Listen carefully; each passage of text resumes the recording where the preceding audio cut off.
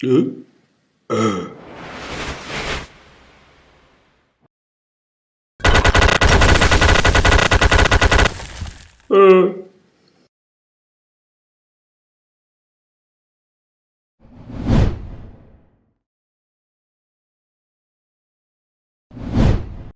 వీడియోలో have, has and had name ఎప్పుడు, ఎక్కడ, ఎలాంటి సందర్భాలు యూజ్ చేయాలో తెలుసుకోబోతున్నాం.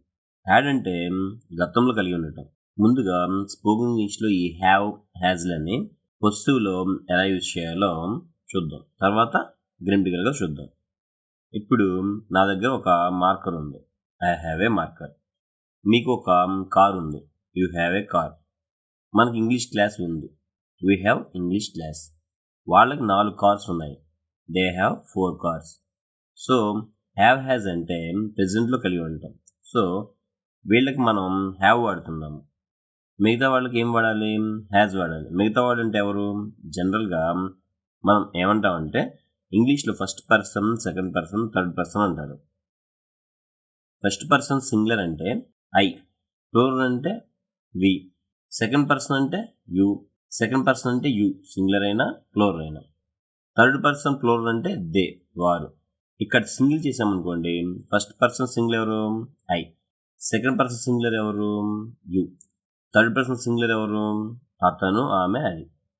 నేను మీరు కలిసి ఎవరి గురించి మాట్లాడతాం? జనరల్గా రాజు గురించో, రామ్ గురించో, గీత గురించో, లేదా ఇంకేదైనా థింగ్స్, డస్టర్ గురించో, పెన్ గురించో, ఇలా అతడు, ఆమె, అది సింగులర్ అయితే మనం హ్యాజ్ పెట్టాలి. ఇలా నేను మీరు థర్డ్ పర్సన్ గురించి మాట్లాడేటప్పుడు వాళ్ళ దగ్గర ఏముందో, ఏమి కలిగి ఉన్నారో చెప్పడానికి హ్యాజ్ యూజ్ చేస్తాను. ఎలాగంటే అతనికి 2 కార్స్ ఉన్నాయి. He has 2 cars. ఆమెకు చాలా చీరలు ఉన్నాయి. She has many saris. సీతకు పొడుగైన జుట్టు ఉంది. Sita has a long hair. Radha has many books. కుక్కకి తోక ఉంది. Dog has a tail. ఫ్యాన్కి 3 బ్లేడ్స్ ఉన్నాయి. Fan has 3 blades. ఈ విధంగా అతడు, ఆమె, అది ఉంటే హ్యాజ్ రావాలి. ఇదంతా పాజిటివ్లో చెప్పాను. ఒకవేళ లేదు అని చెప్పాలి అంటే నెగిటివ్ సెన్స్లో చెప్పాలి. ఒకప్పుడు అయితే ఈ హ్యాజ్, హ్యావ్ పక్కన నో పెడితే సరిపోయేది. ఇప్పుడు స్టైల్గా మారిపోయింది కాబట్టి ఫస్ట్ అండ్ సెకండ్ పర్సన్కి డోంట్ హ్యావ్, థర్డ్ పర్సన్కి డజంట్ హ్యావ్ వాడాలి. ప్రెజెంట్ నెగిటివ్ సెన్స్లో. Example, I have a marker. ఒకప్పుడు ఐ హ్యావ్ నో మార్కర్ అనేవాళ్ళు. He has no cars. అతనికి కార్స్ లేవు. లేదా హీ హ్యాజ్ నాట్ 2 కార్స్. ఇతనికి 2 కార్స్ లేవు. You have not a car or you have no car. She has not many saris. ఇలా కాకుండా ఇప్పుడు ఏం చేస్తున్నారంటే ఫస్ట్ పర్సన్, సెకండ్ పర్సన్ వీళ్ళకి డోంట్ హ్యావ్ వాడాలి. థర్డ్ పర్సన్ వాళ్ళకి డజంట్ హ్యావ్ వాడాలి. I don't have a marker. నా దగ్గర మార్కర్ లేదు. We don't have a car. మనకి కార్ లేదు. We don't have English class. మనకి ఇంగ్లీష్ క్లాస్ లేదు. They don't have 4 cars. వాళ్ళకి 4 కార్లు లేవు. అలాగే ఇక్కడ థర్డ్ పర్సన్ ఈ హ్యాజ్కి బదులుగా డజంట్ హ్యావ్ వాడాలి. ఈ హ్యాజ్ అనేది పాజిటివ్లోనే కనిపిస్తుంది. నెగిటివ్లో కానీ క్వశ్చన్లో కానీ కనిపించదు. He doesn't have 2 cars. అతనికి 2 కార్లు లేవు. She doesn't have many saris. Ravi doesn't have a long hair. Radha doesn't have many books. Dog doesn't have a tail. Fan doesn't have 3 blades. అవును అంటే హ్యావ్ పెట్టాలి. లేదు అంటే డోంట్ హ్యావ్ పెట్టాలి. ఇక్కడ థర్డ్ పర్సన్ సింగులర్. అవును అంటే హ్యాజ్ పెట్టాలి. లేదు అంటే డజంట్ హ్యావ్ పెట్టాలి. ఒకవేళ క్వశ్చన్ చేయాలంటే ఈ హెల్పింగ్ వెర్బ్ని సబ్జెక్ట్ ముందుకు తీసుకురావటమే. Do you have a car? మీకు కార్ ఉందా? అప్పుడు నేను చెప్తున్నా yes I have a car. ఒకవేళ లేదని చెప్పాలి. No I don't have a car. Does Ram have 2 cars? రామ్కి 2 కార్లు ఉన్నాయా? నేను మిమ్మల్ని అడుగుతున్నా అతని గురించి. అప్పుడు ఆన్సర్ ఎలా ఇవ్వాలి? Yes he has 2 cars. ఉన్నాయంటే హ్యాజ్ పెడుతున్నాం మనం. అదే లేదంటే హీ డజంట్ హ్యావ్ 2 కార్స్. ఇప్పుడు గ్రామటికల్గా ఇంకా ఈ హ్యావ్, హ్యాజ్లని ఏ విధంగా యూజ్ చేయొచ్చో చూద్దాం. హ్యావ్, హ్యాజ్ ఏదైనా ఒక పని ఈ మధ్యన ముగిసిపోయింది అని చెప్పడానికి ఈ మధ్య కాలంలో అంటే 1 month కావచ్చు, 6 months కావచ్చు, లేక 1 year కావచ్చు, లేదా ఇప్పుడే ఇంతకుముందే జరిగిపోయింది అని జస్ట్ నో కంప్లీట్ యాక్షన్కి అంటే మనం ఈ సంవత్సరంలో చేసిన పనులని ఈ సంవత్సరంలో చెప్పాలి, ఈ మంత్లో చేసిన పనులు ఈ మంత్లోనే ఎలా చెప్పాలి, ఈ వారంలో చేసిన పనులన్నీ ఈ వారంలోనే ఎలా చెప్పాలి, ఈ రోజులో చేసిన పనులన్నీ ఈ రోజులోనే ఎలా చెప్పాలి. ఇవి గతం కాదు, అలాగని భవిష్యత్తు కాదు, రీసెంట్ పాస్ట్ యాక్షన్స్ అవుతాయి. రీసెంట్ పాస్ట్ యాక్షన్స్ అంటే ఈ మధ్యనే పూర్తయిన పనులు.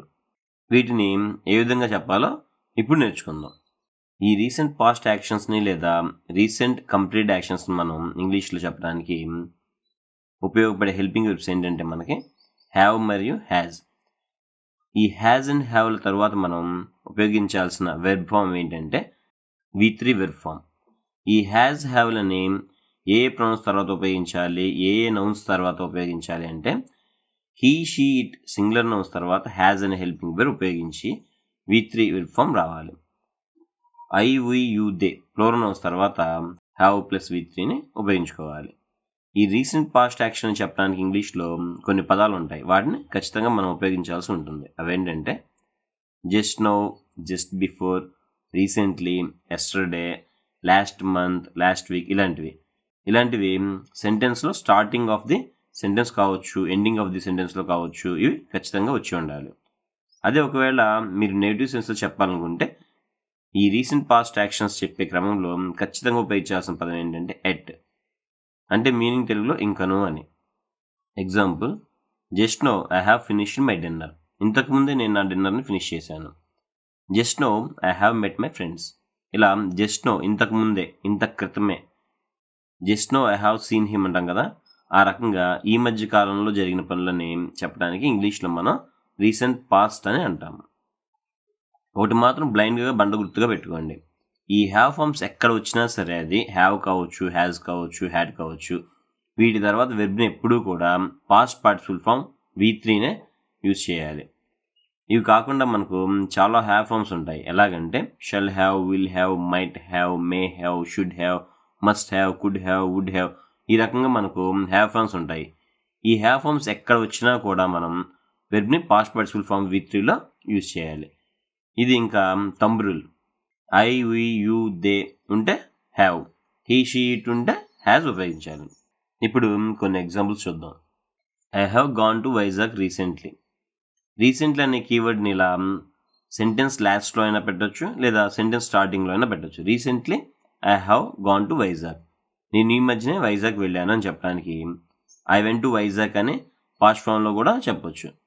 ఇప్పుడే అన్నం తినేసా అని చెప్పాలనుకోండి, just no I have taken my supper or my dinner. లేకపోతే ఐ హ్యావ్ టేకెన్ అనకుండా ఐ టుక్ మై సప్పర్ అని అయినా అనొచ్చు, అది కూడా జరిగిపోయింది, అలా కూడా చెప్పొచ్చు. మరి హ్యావ్ హ్యాజ్ని ఎందుకు ఉపయోగించాలి అంటే రిథమిక్గా మాట్లాడటానికి ఉపయోగిస్తుంటాం. అంటే ఈ మోడర్న్ ఇంగ్లీష్లో ఈ హ్యావ్ని, హ్యాజ్ని ఈ మధ్య కాలంలో జరిపిన పనుల గురించి I ate, I learned, I met ఇలా చెప్పినా కూడా జరిగిపోయిన దాని గురించే. బట్ ఈ మూడింటికి ఒక స్లైట్ డిఫరెన్స్ ఉంటుంది, చిన్న డిఫరెన్స్ ఉంది. ఇంకొన్ని ఎగ్జాంపుల్స్ చూస్తే మీకు అర్థమవుతుంది. Recently I have learned English, ఈ మధ్య కాలంలోనే నేను ఇంగ్లీష్ నేర్చుకున్నాను అని దీని అర్థం. పవన్ కళ్యాణ్ ఉన్నారు, ఆయన హీ కాబట్టి మనం హ్యాజ్ యూజ్ చేయాలి. అతను ఈ మధ్యకాలంలోనే పాలిటిక్స్లోకి ప్రవేశించారు అని చెప్పాలనుకోండి, recently he has entered into politics. They have invited us, వారు మమ్మల్ని ఆహ్వానించారు అని ఇలా కాకుండా దే ఇన్వైటెడ్ అస్ అన్నా కూడా సరిపోతుంది, బట్ అది రిథమిక్గా ఉంటుంది.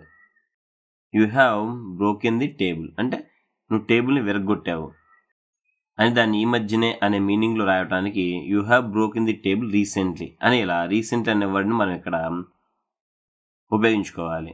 దాన్ని ఇంటరాగేటివ్ ఆడటానికి నువ్వు టేబుల్ని విరగొట్టావా. Have you broken the table, ఈ హ్యావ్ని సబ్జెక్ట్ ముందు తీసుకువస్తాము, మనకు తెలిసిందే ఇది. దీన్ని నెగిటివ్లో చెప్పడానికి నువ్వు టేబుల్ని విరగొట్టలేదు అని చెప్పడానికి ఈ బేసిక్ సెంటెన్స్లో హ్యావ్కి నాట్ పెట్టాలి. You have not broken the table yet, నువ్వు టేబుల్ని విరగొట్టలేదు. దీన్ని నెగిటివ్ ఇంటరాగేటివ్లో ఆడటానికి దీని కాంటాక్ట్ ఫామ్ ఏంటంటే హ్యావెంట్, తర్వాత ఇక్కడ సబ్జెక్ట్ ప్లస్ V3 ఉండాలి. Haven't you broken the table yet, నువ్వు ఇంకా టేబుల్ని పగలగొట్టలేదా. ఈ సెంటెన్స్ని వై అనే క్వశ్చన్ వర్డ్ యూజ్ చేసి చెప్పొచ్చు. Why haven't you broken the table? నువ్వు టేబుల్ని ఇంకా ఎందుకు పాల్గొట్టలేదు అనే మీనింగ్లో మనం ఇక్కడ ఉపయోగించుకోవచ్చు. ఈ 5 రకాల సెంటెన్స్కి ఇంకో 6 సెంటెన్స్ యాడ్ అవుతాయి. అవేంటంటే WH questions: what, when, where, why, which and how. What అంటే ఏంటి, వెన్ అంటే ఎప్పుడు, వేర్ అంటే ఎక్కడ, వై అంటే ఎందుకు, విచ్ అంటే ఏ, హౌ అంటే ఎలా. సో వీటిని ఉపయోగించుకొని మనం మిగతా 6 సెంటెన్స్ని ఎలా తయారు చేసుకోవాలో చూద్దాం. ఈ WH క్వశ్చన్స్ని ఉపయోగించుకోవడానికి మనం ఈ ఇంటరాక్టివ్ క్వశ్చన్స్ని ఉపయోగించుకోవాలి. అప్పుడు పూర్తి మీనింగ్తో వస్తుంది. What have you broken the table? నువ్వు టేబుల్ని విరగొట్టావా? When have you broken the table? నువ్వు ఎప్పుడు టేబుల్ని విరగొట్టావు? Where have you broken the table? నువ్వు టేబుల్ని ఎక్కడ విరగొట్టావు? Which time have you broken the table? నువ్వు ఏ సమయంలో టేబుల్ని విరగొట్టావు? Why have you broken the table? నువ్వు ఎందుకు టేబుల్ని విరగొట్టావు? How have you broken the table? నువ్వు టేబుల్ని ఎలా విరగొట్టావు అని ఇలా అడగడానికి ఈ విధంగా ఉపయోగించుకోవచ్చు. ఇలా ప్రతి సెంటెన్స్కి ఐకి, వికి, యూకి, దేకి కూడా మనం ఇక్కడ ఉపయోగించుకోవచ్చు. ఈ విధంగా 11 రకాలుగా మనం చెప్పొచ్చు. ఇప్పుడు హ్యాస్ గురించి చూద్దాం. He has gone to Hyderabad recently. అతను హైదరాబాద్ వెళ్ళిపోయాడు ఈ మధ్యనే. దీన్నే ఇంట్రాగేటివ్లో మనం అడుగుతున్నాం. Hasn't he gone to Hyderabad? అతను ఇంకా హైదరాబాద్కి వెళ్ళలేదా? Why hasn't he gone to Hyderabad? అతను ఎందుకు ఇంకా హైదరాబాద్కి వెళ్ళలేదు? ఈ ఎట్ అనేది మనం కేవలం నెగిటివ్ అర్థంలో మాట్లాడేటప్పుడు మాత్రమే ఎట్ అనే యాడ్వర్బ్ని మనం ఇక్కడ ఉపయోగించుకుంటాం. ఈ విధంగా ఇక్కడ ఈ 5 రకాల సెంటెన్స్ని ఫ్రేమ్ చేసుకోవచ్చు.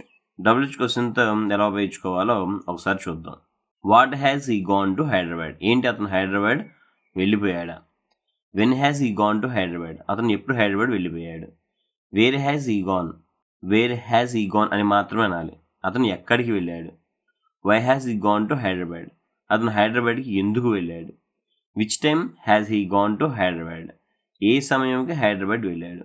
How has he gone to Hyderabad? అతను హైదరాబాద్కి ఎలా వెళ్ళాడు? ఈ విధంగా మనం ఈ WH క్వశ్చన్ వర్డ్స్ని ఉపయోగించుకొని చెప్పుకోవచ్చు. ఈ హ్యావ్, హ్యాజ్, హ్యాడ్ వచ్చినప్పుడు ఈ V3 ఫామ్ని యూజ్ చేయాలి. అండ్ హ్యావ్, హ్యాజ్ అంటే రీసెంట్ పాస్ట్ యాక్షన్ని ఉపయోగిస్తాము అని తెలుసుకుందాం. మరి హ్యాడ్ ఎప్పుడు ఉపయోగిస్తామంటే జాగ్రత్తగానండి. ఏవైనా 2 పనులు, గతంలో జరిగిపోయిన 2 పనుల గురించి చెప్పినప్పుడు మనం ఈ హ్యాడ్ని ఉపయోగించుకోవాలి. 2 పాస్ట్ యాక్షన్స్.